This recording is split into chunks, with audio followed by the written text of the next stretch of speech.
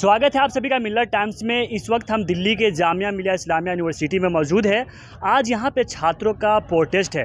दरअसल जिस तरह से बीजेपी सांसद रमेश बिधूरी ने दानिश अली को अपशब्द कहा, उन्हें कटवा मुल्ला पता नहीं क्या क्या कहा, जो सब बातें संसद के बाहर हुआ करती थी अब संसद के अंदर होने लगा है। इस वक्त हम जामिया मिलिया इस्लामिया के सेंट्रल कैंटीन के बाहर खड़े हैं। यहीं से छात्र आएंगे और 7 नंबर गेट की तरफ आगे की तरफ जाएंगे। तो आइए हम डायरेक्ट छात्रों के बीच चलते हैं, उनसे जानते हैं कि उनकी क्या मांगे हैं और अगर उन पर कार्रवाई नहीं हुई तो आगे क्या करेंगे। प्रोटेस्ट करने का मकसद ये था कि जब मतलब सबसे ऊपर पद पे बैठे एक मुसलमान जो हमारा प्रतिनिधित्व करते हैं, वहाँ पे हमें रिप्रेजेंट करते हैं, उसे आतंकवादी बोला जाता है, कठुआ बोला जाता है। तो ये कौन सी भाषा, कौन सी मर्यादा है? मतलब कितना डाउन दिखाया जा रहा है। और सिर्फ हमला वो एक संसद पर नहीं था, वो हर मुसलमान पर हमला था, हमारी आइडेंटिटी पर हमला था। तो उस चीज़ को लेकर था कि इसे बर्खास्त किया जाए, संसद से निकाला जाए। ये संसद में बैठने के लायक नहीं है, क्रिमिनल इंसान है। लोग कह रहे कि मुल्ला को मुल्ला ना बोले, कटवा को कटवा ना बोले, तो बोले क्या? भाई हम आपसे बोलते हैं कुछ हिंदू के अलावा कुछ बोलते हैं? किसी अभद्र भाषा का इस्तेमाल करते हैं? हम नहीं करते ना। तो आप भी उस तरीके से नॉर्मल बात करो ना। आप मेरा नाम लेकर बात करो, आप मुझे मुसलमान लेकर बात करो। ऐसे ये क्या कठुआ बोलोगे आप? चलो कठुआ बोल दिया, आतंकवादी। दानिश अली उसका रहे थे प्रधानमंत्री को, अब शब्द बोल रहे थे, इसीलिए वो ऐसा बोला उन्होंने। भाई अगर आप शब्द बोल रहे हैं, आपने दानिश अली जी की वीडियो रिलीज कर दी, जो मतलब उसको आपने आतंकवादी बोला रमेश बिधूरी ने। दानिश अली जी की वीडियो क्यों नहीं आई? अगर वो प्रधानमंत्री को अभद्र भाषा बोल रहे हैं तो उस चीज़ का प्रूफ दो हमें। प्रूफ के हिसाब से बात करो। संसद में हमेशा कैमरा ऑन रहता है, रिकॉर्डिंग होती है, उस चीज़ को जनता को दिखाओ। अगर अभद्र भाषा की थी और की थी तो आप कानून तरीके से एक्शन लोगे, ना कि आतंकवादी बोल दोगे। तो आप लोग क्या चाहते हैं? हम लोग तो यही चाहते हैं सीधा सीधा उसे संसद में ना बैठने दिया जाए, उसे बर्खास्त किया जाए जल्द से जल्द। स्पीकर ओम बिरला जो उनके खिलाफ एक्शन ले। इस तरीके तो कह रहे हैं कि हम चेतावनी दे दी, अगली बार से मत बोलते। चेतावनी से काम नहीं चलेगा जी, एक्शन से काम चलेगा। चेतावनी करने से क्या, आप निंदा कर दोगे, चेतावनी दे दोगे, कार्रवाई की जाएगी। आपसे पहले ही बहुत बार चेतावनी। राहुल गांधी को चेतावनी क्यों नहीं दी? बर्खास्त किया जाता है संसद से। राहुल गांधी को चेतावनी क्यों नहीं दी? राघव चड्डा को चेतावनी क्यों नहीं दी? उनको आप डायरेक्ट मतलब 1 घंटे में या 24 घंटे में एक्शन ले लेते हो। इनको 72 घंटे से ज्यादा हो चुका है, आपने अभी तक कोई एक्शन नहीं लिया। जी समर्थन नहीं होते तो क्या करोगे? समर्थन वाली कोई बात नहीं है, ये तो हमें समर्थन में आते हैं। आसिफा जो एक 8 साल की बच्ची थी, जिसका मतलब 4 हिंदुओं ने बलात्कार किया था, उसके समर्थन में तिरंगा यात्रा निकाली थी। क्या कर सकते हैं इस बेशर्म लोगों के लिए? रमेश बिधूरी के समर्थन में आना तो एक छोटी सी चीज है। एक जो 8 साल की बच्ची जिसका बलात्कार हुआ था, उसके समर्थन में जो लोग आ सकते हैं, उनका रमेश बिधूरी के समर्थन में आना मैं कोई बड़ी बात नहीं मानता। ये बताइए, आप भी जामिया के स्टूडेंट है, वो भी जामिया से पढ़े, अगर कार्रवाई नहीं हुई तो क्या करेंगे फिर आप लोग? देख बात सिर्फ ऐसे नहीं को जामिया से पढ़े ठीक है, थोड़ा हमारा उनके साथ अटैचमेंट है, हम तो हर किसी के साथ खड़ा होते हैं। वो जामिया से पढ़े थोड़ा 1% ज़्यादा लगा लो, बस इतना फर्क हो सकता है। तो आगे कार्रवाई देखो संगठन मिलकर लेता है। मेवाती स्टूडेंट यूनियन साथ बैठेगा। अब चाहे मैं सांसद भवन जाना पड़े या दोबारा जामिया में प्रोटेस्ट करना पड़े या मेवात में, जहाँ भी हम दोबारा रणनीति अपनाई जाएगी, उस हिसाब से हम आपको बताएंगे। क्या लगता है आइडेंटिटी की बुनियाद पर आप टारगेट किया जा रहा है लोगों को? बस सीधे आइडेंटिटी के ऊपर किया जा रहा है। तो अगर दानिश अली जी के अलावा कोई और क्यों नहीं था? क्या किसी हिंदू को आतंकवादी बोला गया है? मुसलमानों को क्यों बोला जाता है? बस सीधा टारगेट किया जाता है, मुसलमान है सिर्फ इसलिए।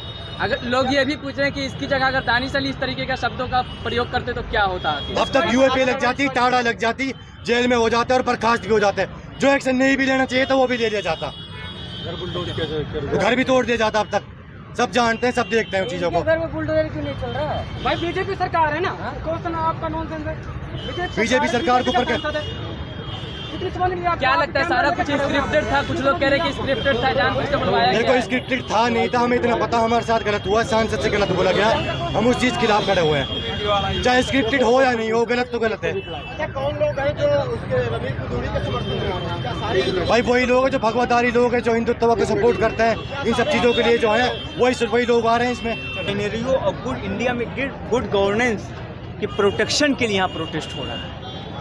दानिश अली जी ये मार्जिनलाइज सेक्शन, यानी कह लीजिए आप एक कम अकलियत सोसाइटी से बिलोंग करते हैं, एक चीज़ तो ये। और अकलियत का जो मामला आज देश में इनके प्रोटेक्शन, इनके बचाव का जो मामला चल रहा है, हर तरह से ख़तरनाक है। अभी आप देखें, इससे पिछला रिकॉर्ड देखिए आप, मंदिर पर हमला, राम जी का पवित्र नाम लेकर मुसलमानों पर हमला, यानी आप क्या हर जगह- चाहते हैं रमेश बिदूरी के साथ क्या होना रमेश चाहिए? बिदूरी के साथ अभी जो मामला होना चाहिए, उन्होंने मतलब डेरोगेटरी वर्ड्स को मतलब उन्होंने यूज़ किया है, अनपार्लियामेंट्री लैंग्वेज को उन्होंने सदन में यूज़ किया है, उन लोगों को बर्खास्त होना चाहिए। हटा उन दो पर दिए पार्लियामेंट से। पार्लियामेंट से हटाना ठीक है, मानते हैं कार्रवाई है, लेकिन नोटिस पे कार्रवाई होना ही अहम होता है। नोटिस हम भी आपके खिलाफ भेज सकते हैं, उससे क्या होता है? ओम बिरला कह रहे अगली बार से मत बोलना ऐसे। चेतावनी काफी नहीं है, ये कोई मामूली बात है। हम आपको भेज दे सारी चीज़, हम कल को जाके आपको धमकी दे सारी चीज़ें, हम ये इलीगल चीज़ है सारी चीज़ें, ये आर्टिकल 14 को वायलेट कर रहा है सारी चीज़ें, क्रिमिनल सेक्शन के अंतर्गत ये मतलब लीगल क्राइम आते हैं, इनके खिलाफ सख्त कड़ी से कड़ी कार्रवाई होनी चाहिए, इनको जेल होनी चाहिए तकरीबन 10-15 साल, और यहीं तक ही नहीं, एक रूल और रेगुलेशन भी बनना चाहिए इस चीज़ को देखते हुए कि आज अक़लियत पर मतलब कोई भी आता है, कोई इनको दहशतगर्द कह के चलाता है, कोई पाकिस्तानी कह के चलाता है, कोई खालिस्तानी कह के चलाता है, कुछ भी होता है, इनकी मस्जिदों पर हमला हो जाता है, इनको कठुआ कहते हैं, आप जैसा कि आप लोगों ने सुना। तो ये सारी चीज़ें जो कही जा रही है, सोशल फिनोमेना बन चुका है, जो मुस्लिम हेल्थ के लिए इस देश में डेंजरस है। तो इनके लिए एक डायरेक्टली एक रूल और रेगुलेशन बाई एक्ट पास होना चाहिए।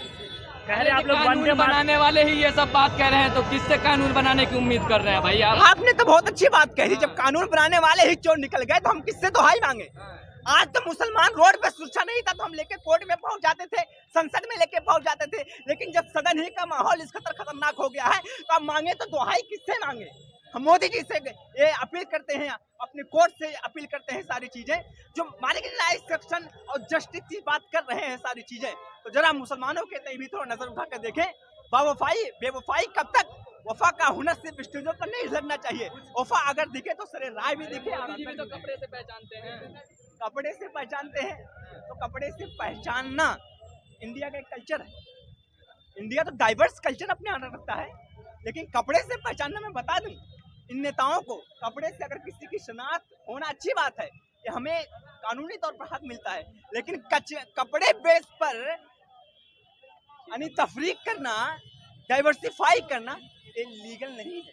कह रहे कि जो लोग वंदे मातरम नहीं कहेंगे उसको उग्रवादी नहीं कहा जाएगा तो अरे वंदे मातरम कहना कानूनी प्रक्रिया में आता है क्या? फर्ज है हम पर लागू करेंगे, not mandated by court by constitution. आप जबरदस्ती हमसे करवाएंगे वंदे मातरम कहिए? सुरेश चौहान के कह रहे हैं कि मुल्ले को मुल्ला नहीं कहा जाएगा तो क्या कहा जाएगा? ठीक है, मुल्ले को मुल्ला आप कहिए, लेकिन इसी के मुखालिफ अगर हरामी को हरामी कहा जाए तो भाई ऑन रूल, तो आप क्या कहेंगे? अब हरामी कहेंगे उसे? हम नहीं कहेंगे, लेकिन अगर हर कोई बाई ऑन रूल हरामी कहने लगे तो फिर क्या कहेंगे आप? वो भी तो बाई रूल हो जाएगा। आप इस चीज़ की दिलावा दीजिए, हम भी हरामी कहेंगे, आप मुल्ला कहिए, क्या दिक्कत है?